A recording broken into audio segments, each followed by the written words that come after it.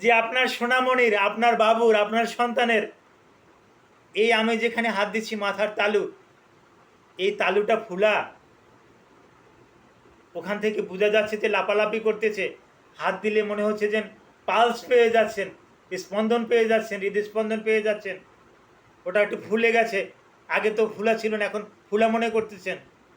আবার কেউ কেউ মনে করছেন আগে তো স্বাভাবিক ছিল, ওখান থেকে দেবে গিয়েছে।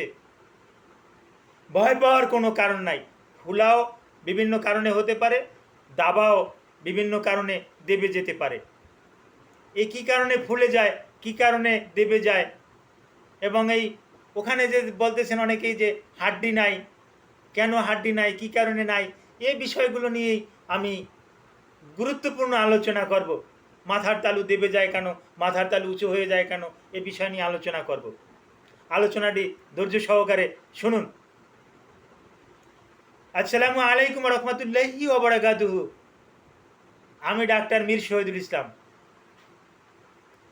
আমার চেম্বার শুভেচ্ছা 255, ঐতিহ্যবাহী শেখঘাট, সিলেট।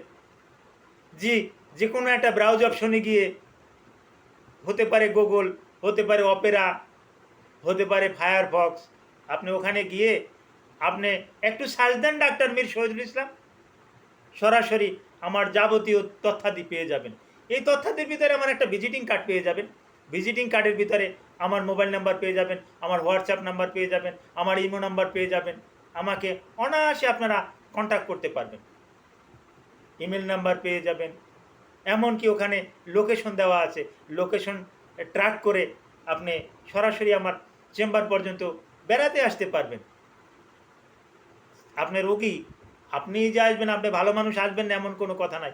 আপনি ভালো মানুষ আসবেন, আসার পরে আপনার সাথে একত্রে কফি খাবো, চা খাবো, ভালোই তো লাগবে।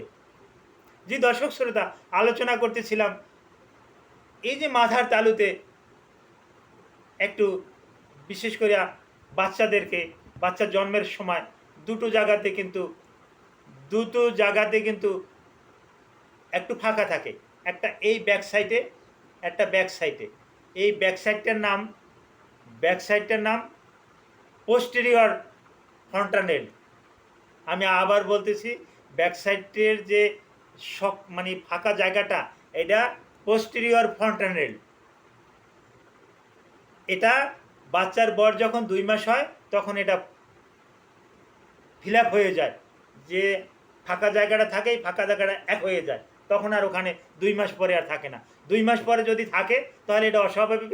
আমাদের কাছে বাচ্চাদেরকে নিয়ে আসবেন, আমাদেরকে বলবেন, অথবা যে কোনো একজন পেডিয়াট্রিক স্পেশালিস্ট ডক্টরের কাছে নিয়ে যাবেন। আর এই যে উপরের যে জায়গাটা, এটাকে আমরা অ্যানাটমির ভাষায় বলি পোস্টেরিয়র ফন্টানেল।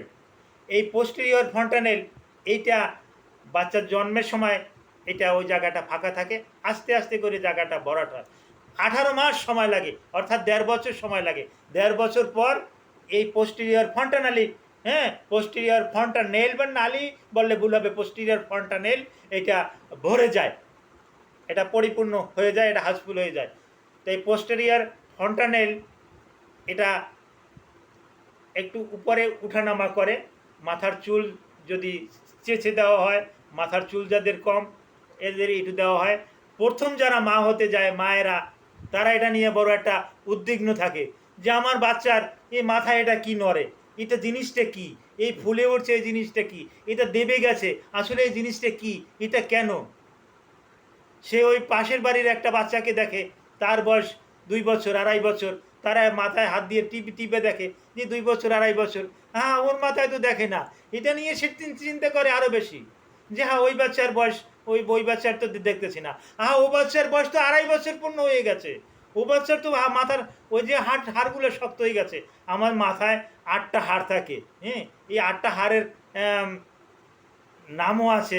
এই ফ্রন্টালে 2টা, ওই তারপরে আসে ওই পোস্টেরিয়ারে দুইটা অক্সিপিটাল আছে, হ্যাঁ, এই তারপর আসে ওই ইথোময়েড আছে, স্পিনয়েড আছে, এরকমের হাড়গুলোর নাম বললাম। তো এইভাবে এই এই যে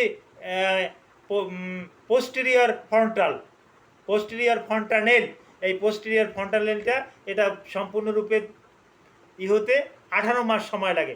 তো যেটা বলছিলাম, এটা যদি ফুলে যায় তাহলে কতগুলো রোগের নির্দেশনা হয় বা কেন ফুলে যায় তা আমি বলছি। এটা ফুলে যাওয়ার কতগুলো কারণ, যদি বাচ্চার শরীরে পর্যাপ্ত পরিমাণে ভিটামিন এ অর্থাৎ ভিটামিন এর আধিক্য থাকে, ভিটামিনের এ যদি বেশি হয়ে যায়, যতটুকু ভিটামিনের দরকার তার থেকে যদি ভিটামিন এ বেশি থাকে তাহলে কিন্তু এটা ফুলে যায়। বাচ্চার যদি শরীরে যদি ইনফেকশন থাকে, বিশেষ করে ভাইরাল ইনফেকশন, ব্যাকটেরিয়াল ইনফেকশন, এ জাতীয় যদি ইনফেকশন থাকে তাহলে কিন্তু এটা হতে পারে। ব্রেনে যদি অন্য কোনো সমস্যা বাচ্চার থাকতে পারে তাহলেও কিন্তু বাচ্চার কিন্তু ওই অ্যান্টেরিয়র ফন্টানেল কিন্তু ফুলে যেতে পারে। তারপর আর একটা কিছু কিছু ওষুধের, বেশ কিছু ওষুধের পার্শ্ব প্রতিক্রিয়ায় কিন্তু এটা ফুলে যায়। কি কি ওষুধের পার্শ্ব প্রতিক্রিয়ায় ফুলে যায় এগুলো বলতে অনেক সময় লাগবে, তবে একটার পার্শ্ব প্রতিক্রিয়াতে বেশি ফুলে যায় সেটা হলো স্টেরয়েড। স্টেরয়েডের পার্শ্ব প্রতিক্রিয়ায় বাচ্চাদের ওই অ্যান্টেরিয়র ফ্রন্টালেলটা কিন্তু অতি দ্রুত আর কি ফুলে যায়। তারপর আসে এটা আবার দেবেও যায়, স্বাভাবিকের থেকে দেবে যায় কেন? যদি বাচ্চা ডিহাইড্রেট হয়, বাচ্চা যদি জল শূন্যতা হয়, বাচ্চার যদি ডায়রিয়া হয়, বাচ্চার যদি ভমিটিং হয়, বাচ্চা যদি জল শূন্যতা হয়, পানি যদি যতটুকু থাকার কথা বাচ্চার শরীরে ওখান থেকে যদি পায়খানার সাথে যদি পানি লবণ এগুলো যদি বাইরিয়া ডিহাইড্রেশন হয়ে যায় তাহলে কিন্তু বাচ্চার কিন্তু এটা কিন্তু দেবে যায়। সেক্ষেত্রে কিন্তু আবার রিহাইড্রেশন সল্ট এটা কিন্তু দিয়ে পূর্ণ করতে হবে। আবার রিহাইড্রেশন সল্ট, যেমন বাচ্চার বয়স 1 মাস 2 মাস, ওরে রিহাইড্রেশন সল্ট দিচ্ছেন না, কোনো দরকার নাই। বাচ্চাকে পর্যাপ্ত পরিমাণে ব্রেস্ট ফিডিং করান, বুকের দুধ খাওয়ান, স্তনের দুগ্ধ পান করান, দেখা যাবে বাচ্চা একেবারে স্বাভাবিক হয়ে গেছে, কোনো রকমের কোনো সমস্যা নাই, দিব্যি ভালো। তো এই কারণে এই বাচ্চার এই পোস্টেরিয়র ফন্টানেল ফুলে উঠতে পারে, দেবেও যেতে পারে, কারণগুলো আমি বললাম। আর 18 মাস পর এটা সম্পূর্ণরূপে অ্যাডজাস্ট হয়ে যায়, 18 মাস পর আবার থাকে না। কিন্তু 18 মাস পরে আপনি 1 মাস অপেক্ষা করবেন, 19 মাস পর্যন্ত অপেক্ষা করলেন, দেখলেন যে ওটা তো এখনও ফাঁকা রয়ে গেছে, ওখানে তো এখনও টিপা দিলে একটু দাবে, তো ঠিক আছে আপনি 20 মাসের সময় আর অপেক্ষা করবেন না, আপনি একজন অভিজ্ঞ একজন চিকিৎসকের কাছে নিয়ে আসবেন, একজন পেডিয়াট্রিক স্পেশালিস্টের কাছে নিয়ে যাবেন। উনি দেখে শুনে বাচ্চাটাকে আপনাকে একটা ভালো পরামর্শ দেবে যে কী কারণে এই পোস্টেরিয়র ফন্টানেল সম্পূর্ণরূপে গঠন হলো না। এ ব্যাপারেও কোনো যদি প্রশ্ন থাকে সরাসরি ভিডিওর কমেন্ট বক্সে প্রশ্ন করবেন, আমি চেষ্টা করব প্রশ্নের উত্তর দেওয়ার জন্য। আজকে এখান থেকেই বিদায় নিলাম। Thank you all.